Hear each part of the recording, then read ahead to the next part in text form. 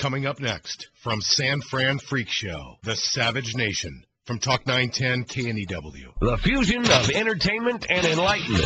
I'm Glenn Beck, weekdays, noon to 3 on Talk 910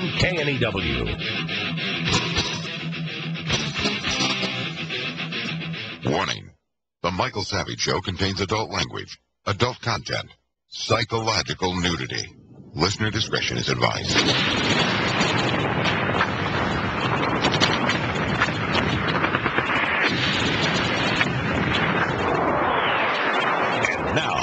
America's most exciting radio talk show, The Savage Nation. Here is Michael Savage.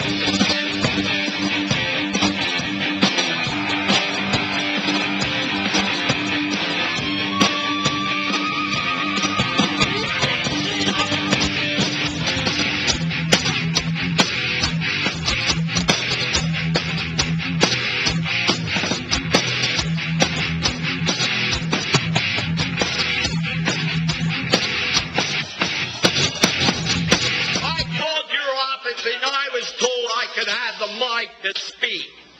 And then I was lied to because I came prepared to speak, and instead you wouldn't let anybody speak. You handed out, what, 30 cards?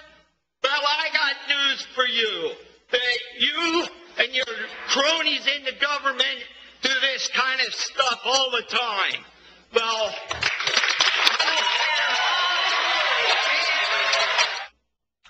Well, ladies and gentlemen, you're hearing the sound of the American voter finally emerging from the suppression of the government media complex, and they don't like it. Let's be very clear. The empty suits, the empty skirts in the media who are pimps for the Obama socialist Marxist administration don't like the voice of the average American.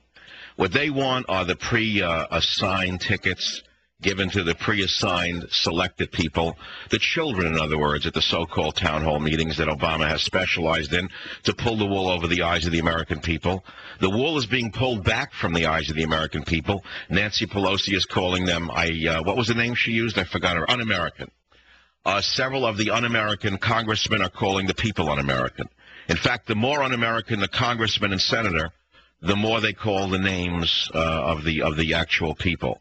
So today, all Inspector finally faced an actual person, probably for the first time since Methuselah walked the earth. All Inspector looked shocked to see the actual face of one of his constituents. The turncoat Benedict Arnold All Inspector was finally given a piece of the mind of one of the men. But this is only one piece of it all. Wait, it gets even worse.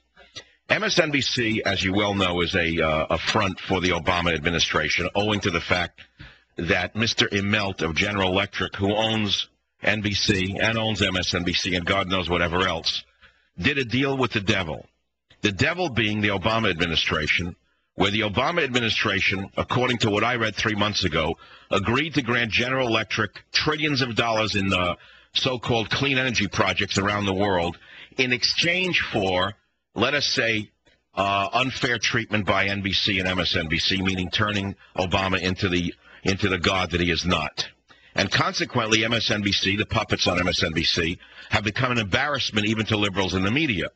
And today they hit a new low in clip 10. Listen to this one. What concerns me is when in some of those town hall meetings, including the one that we saw in Missouri recently, where there were jokes made about lynching, etc., you start to wonder whether, in fact, the word socialist is becoming a code word, whether or not socialist is becoming the new N-word for, frankly, for some angry, upset birthers and others.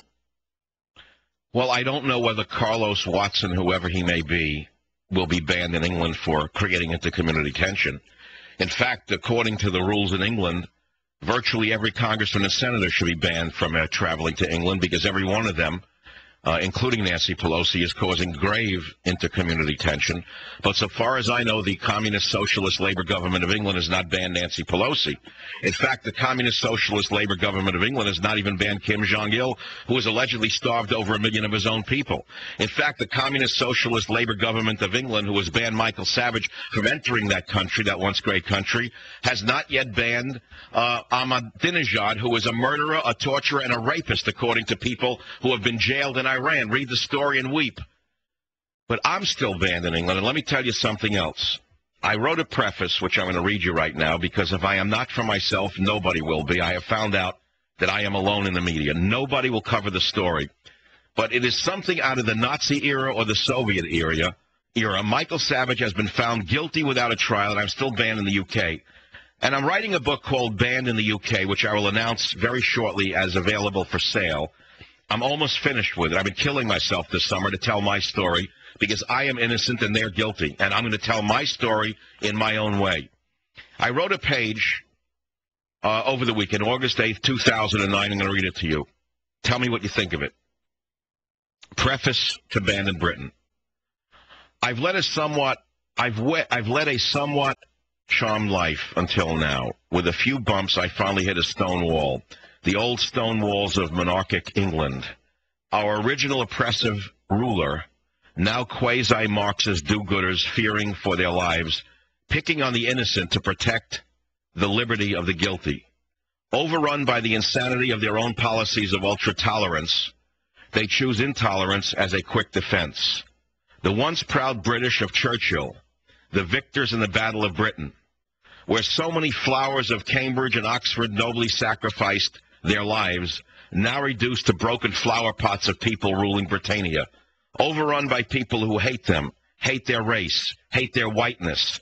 The broken shards of England choose to condemn an American patriot, a man who speaks of borders, of language, of culture. He is now the enemy of the shards of England's pride. He is the sum total of all that threatens the island's survival. This free spirit, ensnared by the descendants of those bold Norsemen now fallen, their clay feet crumbling, Michael Savage. That's the opening to Banned in Britain. I hope you liked it. 1-800-449-8255 is the phone number, 1-800-449-8255. I know you're not going to call to talk about that because you didn't hear about it from the golfer, the wall banger, or the hemorrhoid. But I have an obligation to defend myself, and I will do so right on this show. I will do it every day until I am finally free at last. This is the biggest story in the history of the American media. I'll repeat that.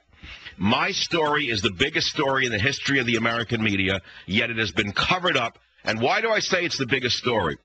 Because I, a member of the American media, whether you want to accept it or not, I am a member of the American media. I have been banned from a Western democracy for exercising my free speech.